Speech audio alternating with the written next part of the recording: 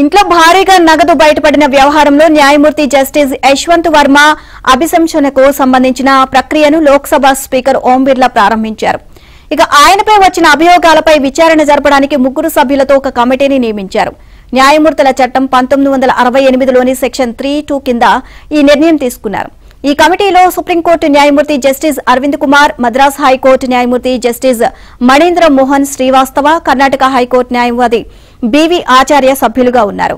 ఇక జస్టిస్ యశ్వంత్ వర్మను బాధ్యతల నుంచి తప్పించాలి అంటూ లోక్సభ, రాజ్యసభకు చెందిన 146 మంది ఎంపీల నుంచి గత నెల 21న నోటీసులను స్పీకర్ స్వీకరించారు. మంగళవారం దీనిపై కమిటీ ఏర్పాటుకు ఆయన నిర్ణయం తీసుకున్నారు. పై విచారణ జరపడానికి 3 సభ్యులతో ఒక కమిటీని నియమించారు. న్యాయమూర్తుల చట్టం 1968లోని సెక్షన్ 3(2) కింద ఈ నిర్ణయం తీసుకున్నారు.